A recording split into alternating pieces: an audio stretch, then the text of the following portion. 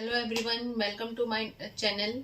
और आज मैं आप लोगों के सामने अपना रियल हॉरर एक्सपीरियंस शेयर करूंगी जो मेरे खुद के साथ हुआ है। दो एक्सपीरियंस मेरे खुद के हैं और एक स्टोरी मेरी मम्मी ने मुझे सुनाई थी।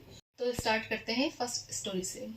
ये बात तब की है जब मैं 10th क्लास में थी और 15-16 साल की थी। तो एग्ज़ाम टाइम चल रहा था, बोर्ड के एग्ज़ाम का टाइम चल रहा था। तो और मैं रात को पढ़ती थी क्योंकि उस समय हम लोगों का एक रूम होता था जिसमें हम लोग वहीं गेस्ट भी आते थे। हम लोग खाना पीना टीवी सब वहीं पे मतलब चलता था। तो हम लोग क्या करते थे, मैं पूरा दिन में नहीं पढ़ती थी, मैं रात को पढ़ती थी और पूरी रात पढ़ती थी। तो उस दिन हुआ ये कि मैं पढ़ रही थी। पढ़ते पढ़ते मेरे ख्याल से 12:30-1 बज गया था मुझे, और घर में सब सो चुके थे और मुझे जाना था वॉशरूम। मैं पहले तो मैंने सोचा कि पापा को उठाती हूँ या मम्मी को उठाती हूँ, फिर मैंने सोचा इनकी नींद खराब हो जाएगी, तो मैं वहां से मतलब खुद ही चली गई। तो पापा को मैंने उठाया नहीं, और लेकिन वॉशरूम जो था वो घर के बाहर था। मतलब पहले अंदर का रूम था, रूम के बाहर किचन था, किचन के बाहर पूरा गार्डन था, गार्डन के मतलब किचन के साइड में ही वॉशरूम था। तो मैं उठी और मैं वॉशरूम गई, तो मैंने डोर पूरा क्लोज नहीं किया। मैंने क्या किया, थोड़ा बंद किया, हल्का सा खुला हुआ था।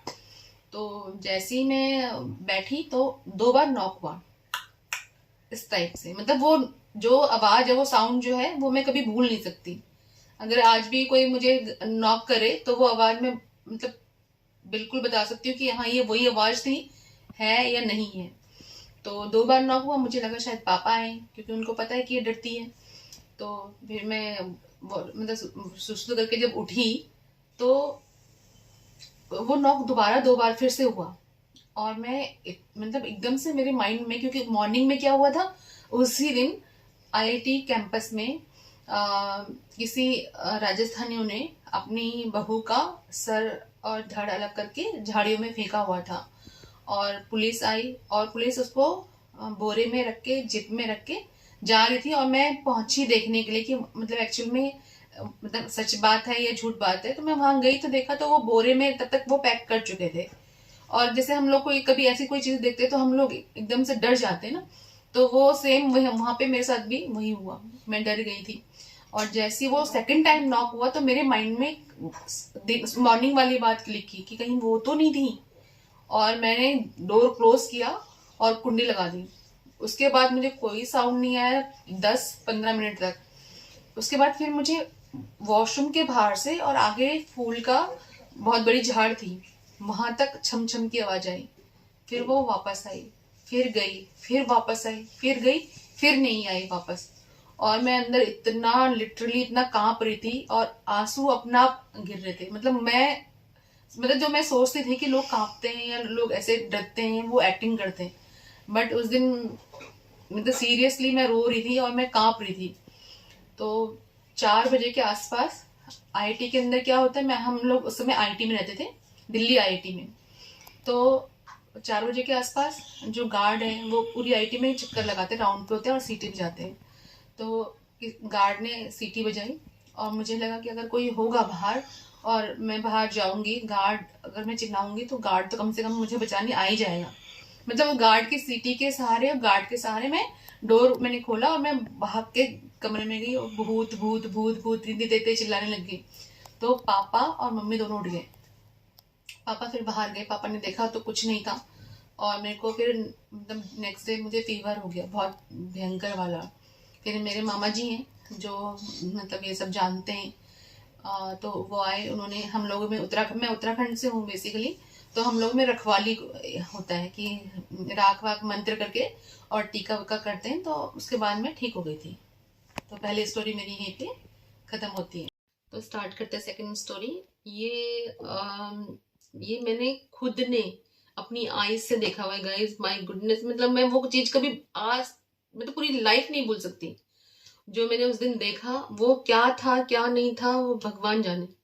लेकिन ये जो भी है मैं आप लोगों के सामने शेयर करती हूँ। और अगर आप में से भी किसी ने अपना मतलब इस टाइप का कुछ एक्सपीरियंस किया है तो आप कमेंट में मेरे साथ शेयर कर सकते हैं। तो ये बात है 2000 की।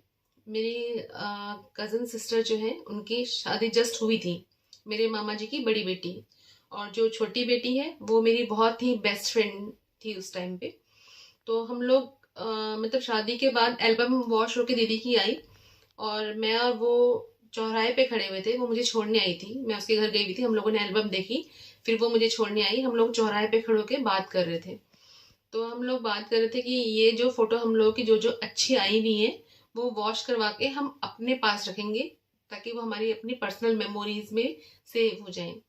तो बस बात कर रहे थे हम दोनों आपस में एक दूसरे की तरफ देख के, तो उसके पीछे से इतनी बड़ी शेडो, इतनी बड़ी, जो गाइस मतलब 4 या 5 फ्लोर की जो बिल्डिंग होती है उसके बराबर वो शेडो थी। और जैसे हमारी शेडो ब्लैक होती है ना, वो शेडो वाइट थी, और इतनी बड़ी थी। मतलब मैं ऐसे देख रही थी तो वो मुझे, मतलब सर उसका ऐसा लगता है पता नहीं कितना ऊपर है, और जो पैर थे ना उसका एक पैर यहाँ था तो दूसरा पैर वो इतनी दूर रख रहा था। तो मैं उसको कहती, मुझे मतलब उस समय तक मुझे कोई डर नहीं था, कोई कुछ, मतलब मुझे दिमाग में ये बात थी ही नहीं, क्योंकि हम लोग तो उससे पहले शादी की एल्बम की बात कर रहे थे। तो हुआ क्या कि मैं इसको बता रही थी, मैंने कहा तेरे पीछे से ये क्या जा रहा है, वाइट वाइट इतना बड़ा इतना लंबा, मतलब देख तेरे पीछे मतलब मैं देख रही हूँ मुझे दिख रहा है, उसने पीछे फेस किया उसको दिखा ही नहीं, वो चीज उसने देखा ही नहीं। और वो चलते चलते ग्राउंड फ्लोर का जो था ना, वहाँ झाड़ियाँ होती हैं जो कवर करते हैं, उसको क्या बोलते हैं मेरे को अभी आ नहीं रहा है माइंड में। चारों तरफ से जो झाड़ियों से कवर करते हैं ग्राउंड फ्लोर को, वो किया हुआ था। तो वो वहां तक गया शेडो, उसके बाद वो गायब हो गया, मुझे नहीं देखा। और जब वो चला गया तो मामा की जो बेटी थी वो कहती कहीं वो भूत तो नहीं था। जैसे ही उसने कहा भूत, तो मैं तो फिर कांपने लग गई इतना, फिर वो डर गई मैं। फिर वो मुझे घर तक छोड़ने गई, और नेक्स्ट डे फिर मुझे वही फीवर हो गया। फिर मामा जी आए, मामा जी ने मुझे एक ताबीज पहनाया और बोला ऐसे कभी भी अपने गले से मत उतारना, और फिर कुछ नहीं होगा। बस सेकंड स्टोरी भी मेरी ये। और हाँ, जो ये स्टोरी मैंने सेकंड वाली सुनाई है ये भी आईआईटी की ही थी, दिल्ली आईआईटी की ही बात है। जो दोनों एक्सपीरियंस मेरे हुए हैं वो दोनों दिल्ली आईआईटी में ही हुए हैं। स्टार्ट करते हैं लास्ट स्टोरी। ये स्टोरी तो इतनी डरावनी है, इतनी डरावनी है, मतलब इतनी बार याद करती हूँ उतनी बार मेरी रूह कांप जाती है। ये स्टोरी मेरी रियल मौसी के साथ हुआ था। ये जो इंसिडेंट है, एक्चुअली हुआ क्या था, वो रेंट पे रहते थे, कटवारे सराय जगह है आईआईटी के साथ में ही। तो वो जिस मकान में थे रेंट पे, वहाँ क्या होता था, मतलब उनको काफी टाइम हो गया था रहते रहते। तो मतलब उनसे पहले वहाँ कोई रहते थे, वो पंजाबी थे, उनकी एक दो बेटे और दो बेटियां थी। तो वो आंटी लोग वहां से फिर आरकेपुरम शिफ्ट हो गए थे, तो उनके रूम में मेरी मौसी लोग चले गए थे। तो कुछ टाइम के बाद मतलब वो रहे, मतलब 6 महीने साल भर तक वहां रहे। उसके बाद क्या हुआ, एक दिन मौसी मॉर्निंग में, मौसा जी ऑफिस चले गए, बच्चे स्कूल चले गए, मौसी बेड साफ कर रही थी।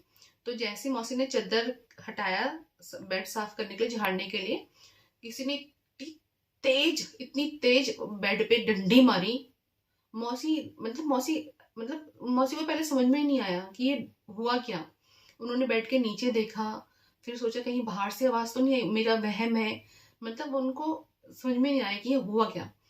तो वो फिर अपने काम में लग गई। फिर उन्होंने दोबारा जब बेडशीट झाड़ के फिर दोबारा जब बिछाई, इतनी तेज दोबारा डंडी मारी किसी ने बेड पे, इतनी तेज कि वो डर के मारे सारा उसको छोड़ के और घर भी खुला छोड़ के अंदर जो उनके मकान मालिक रहते थे उनके घर में भाग गई। और उनको बोला कि यहाँ पे कुछ है, मतलब आप आओ बाहर देखो, कोई बेड बजा रहा है। तो उनके मकान मालिक बाहर आई तो कहते तू तेरा वहम है, कुछ नहीं है, ऐसा कुछ होता है, दिल्ली में रह रही है तू। तो आंटी आई, आंटी ने कहा देख कुछ भी तो नहीं है। जैसी आंटी ने बोला कुछ भी तो नहीं है, इतनी तेज दोबारा किसी ने डंडी बजाई, दोनों के दोनों फिर अंदर भाग गए। फिर आंटी किसी गुरु के पास जाती थी, तो उन्होंने वो बहुभूति लेके आई, उन्होंने उनके घर में सारा छिड़का वो बहुभूति, उस बेड पे भी डाला। तो फिर उसके बाद जब मौसी आंटी थोड़ी देर के बाद वापस आए, मतलब वो करने के लिए, बैठने के लिए, तो फिर उनको कुछ सुनाई नहीं दिया। वो दिन हो गया। दूसरे दिन क्या हुआ, उनके जो मौसी के छोटे देवर, मेरे छोटे मौसा जी जो थे, वो बाहर उसी बेड पे सोते थे जिस बेड पे आवाज आ रही थी, उस बेड पे सोते थे। तो और बाकी सब मौसी मौसा जी और बच्चे अंदर सोते थे।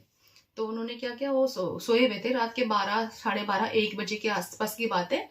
मतलब सब सो गए थे और किसी ने फिर इतनी तेज डंडी बजाई, महाजी सीधा उछल के अंदर, मतलब उन लोगों ने बाहर जो बेड था वहां से नीचे भी पैर नहीं रखा, सीधा अंदर कूद गए घर के अंदर, क्योंकि दरवाजा तो खुला ही रहता था। तो जब मौसा जी अंदर गए तो उन्होंने कहा भूत भूत भूत भूत। तो बड़े मौसा जी ने कहा, मतलब जब मेरी मौसी के हस्बैंड ने, कि क्या क्या हुआ, मतलब किसने, मतलब कौन है, क्या किसी ने खाया तुझे क्या जो तू ऐसे कर रहा है। और मतलब भूत भूत कुछ नहीं होता है, तू मतलब ऐसे तेरा वहम है। तो मौसा जी ने कहा नहीं मैं आज यहीं सोऊंगा, अंदर ही सोऊंगा, मैं नहीं बाहर जा रहा है, मैं बच्चे के साथ सोऊंगा, मैं बाहर नहीं जा रहा हूँ। तो मौसा जी ने कहा चल ठीक है सो जा, फिर वो सो गए। नेक्स्ट डे फिर क्या हुआ, मौसी को सपने में आया, जो पहले जो रहते थे पंजाबी आंटी के, मतलब आंटी लोग, उनका बड़ा बेटा सपने में आया और वो कहता है कि ये तो मेरी जगह है, जहाँ छोटे मौसा जी सोते थे बेड पे, उनको बोलता है ये तो मेरी जगह है। ओह माय गॉड गाइस, मुझे तो अभी भी रोंगटे खड़े हो रहे सुनाते हुए भी। तो क्या हुआ, उन्होंने बोला कि ये मेरी जगह है, मतलब यहाँ से तुम खाली कर दो। तो मौसी ने कहा मतलब ये मुझे ऐसा सपना क्यों आया। तो मौसी ने सुबह उठी, मौसी ने अपना सारा काम वाम निपटाया और वो अपने मकान मालिक के पास अंदर गई और बोला आज ना मुझे ऐसे ऐसे सपना आया कि कुक्की आया था, उन भैया का नाम कुक्की था, जो पंजाबी आंटी का बड़ा बेटा था। तो बोला कुक्की सपने में आया था और वो ऐसे ऐसे बोल रहा था कि हाँ ये मेरी जगह है, ये खाली कर दो। तो पंजाबन आंटी कहती अच्छा तेरा वहम होगा, ऐसा कुछ, वो क्यों यहाँ आएगा, वो तो चले गए यहाँ से। तो कहते अच्छा। फिर नेक्स्ट डे वो पंजाब जो आंटी थी अंदर, जो मकान मालिक थी, उनको भी सपने में आया। उनको कहते मुझे भूख लगी है और वो तो मुझे आने नहीं देते मेरे घर वाले, तो तुम मुझे ऐसा करो चने का साग दे दो बना के। आंटी कह रही, मतलब फिर वो उठी सुबह मॉर्निंग में, उन्होंने मौसी को बोला आज ये कुकी मेरे सपने में भी आया था और ना ऐसे ऐसे साग मांग रहा था चने का। तो मौसी वो दोनों बात कर रहे थे। फिर आंटी ने कहा आज मैं उसके घर फोन करूंगी कि वो ऐसे ऐसे मतलब मुझे सपने में क्यों दिख रहे हैं बार बार, कभी मुझे दिख रहा है कभी इसको दिख रहा है। तो आंटी ने फोन किया वहाँ मतलब जो पहले आंटी रहती थी पंजाबन आंटी, उनके घर फोन किया कि भी घर में सब कैसे हैं, ऐसे ऐसे कर पूछा। तो वो रोने लगी, कहती कुक्की भैया को किसी ने उनका मर्डर कर दिया है। ऑफिस का कोई चक्कर था, तो उनके ऑफिस के ही जो वो था स्वीपर था, उसने पैसों के चक्कर में भैया को 21 चाकू मार दिए थे। वो पैसे ऑफिस का पैसा बैंक में जमा कराने के लिए लेके जा रहे थे, ये बात उनके स्वीपर को पता चल गई और उसने रास्ते में कुकी भैया को 21 चाकू मारे। कुकी भैया फिर भी, मतलब काफी हट्टे कट्टे इतने लंबे चौड़े थे वो भैया, वो फिर भी खुद को संभाल के किसी तरह हॉस्पिटल गए और हॉस्पिटल में पहुंचते ही उनकी डेथ हो गई थी। तो फिर जब उन्हें पता चला कि भाई कुकी भैया नहीं रहे, तो वो फिर सब मतलब मौसी लोग तो डर गए बहुत ज्यादा और वो आंटी लोग भी डर गए। लेकिन आंटी तो किसी किसी गुरु को मानती थी, तो वो मतलब उनकी पूजा करती थी, तो उनके नाम की जो बहू होती थी वो अपने घर में रोज वो करती थी, छिड़कती थी। और यहाँ क्या हुआ मौसी लोग के घर में, एक दिन रात को मौसा जी सो रहे थे, मतलब सभी सो रहे थे और मौसा जी के सपने में कुकी भैया फिर आए। तो कहते कि ऐसा है तू परेशान है और अपने बच्चों का एडमिशन तेरे को करवाना है, तो तू ऐसा कर छत में आ जा ऊपर और मेरी गर्दन दूसरी तरफ है, तो तू डरियो मत ऐसे। माय गुडनेस, उसने ऐसे बोला उन भैया ने लिटरली सपने में भैया के, और सॉरी सपने में मौसा जी के, कि भी तुम ऐसा हो छत में आ जाओ और तुम परेशान हो और मेरी गर्दन दूसरी तरफ है, मैं तुम्हें मतलब तुम्हारी प्रॉब्लम सॉल्व कर दूंगा। मौसा जी उठे, मौसा जी तैयार हो रहे, मतलब शर्ट पहन रहे और जूते पहन रहे ऊपर जाने के लिए, छत में जाने के लिए। तो मौसी मतलब आवाज आई, तो मौसी ने कहा क्या हुआ तुम, मतलब इतनी रात हो तुम कहाँ जा रहे हो जूते वूते पहन के। कह रहे कुकी मुझे ऊपर बुला रहा है, कह रहे हैं ऐसे ऐसे मेरी गर्दन दूसरी तरफ है, डरना मत, मैं तुम्हारी सारी प्रॉब्लम सॉल्व कर दूंगा। मौसी उठी, मौसी ने जल्दी से कुंडी लगाई, कुंडी लगा के उस पर लॉक भी लगा दिया, कहीं मौसा जी सच में ना चले जाए ऊपर, और सब मतलब वो बंद कर दिया। फिर मौसी, मेरे मामा जी, जो मेरे मामा जी जिनको मैं बता रही थी वो पंडित है, तो उनके पास मौसी ने सारी बातें उनको बताई कि ऐसे ऐसे यहाँ हो रहा है। तो मामा जी ने सारा कील मंत्र कर दिया घर को। फिर उसके बाद वो कुकी भैया दोबारा नहीं आए, लेकिन फिर पता चला कि उनके घर वालों ने भी कील मंत्र करवाया हुआ था कि ताकि वो वहां न जाए, क्योंकि वो वहां पे रात को क्या करते थे, वहां जाते थे और अपने भाई को बेड से, लिटरली बेड से उठा के नीचे फेंक देते थे। तो उनके घर वालों ने भी कील मंत्र करवा दिया था, तो वो वहां जा नहीं सकते थे। तो वो जहाँ पहले रहते थे, मतलब यानी कि मेरी मौसी लोग यहाँ पहले रहते थे, कई सालों तक वहाँ रहे किराए पे, तो वो इधर आ गए कि ये मेरी जगह है, इसको खाली करो। तो गाइज ये थी मेरी थर्ड स्टोरी। तो उम्मीद है आपको मेरी तीनों स्टोरियाँ पसंद आई होंगी। अगर पसंद आई है तो लाइक, कमेंट एंड शेयर करना और सब्सक्राइब करना मत भूलना। और मैं आपको, अगर आपका कोई पर्सनल एक्सपीरियंस है या फिर किसी ऐसे इंसान का साथ हुआ है जो आपको मतलब आपके अपनों के साथ हुआ है या आपके किसी फ्रेंड्स के साथ हुआ है और जो आप मेरे साथ शेयर करना चाहते हो, तो मैं डिस्क्रिप्शन में अपना इंस्टाग्राम हैंडल दूंगी। आप मुझे वहाँ स्टोरी अपनी भेज सकते हैं और मुझे पसंद आई तो मैं आप सबके साथ यूट्यूब पे शेयर करूँगी। Thank you. तो स्टार्ट करते हैं अब सेकंड वीडियो। ये थप्पड़ देना। रुक जा, अभी जब मैं बोलूंगी तब।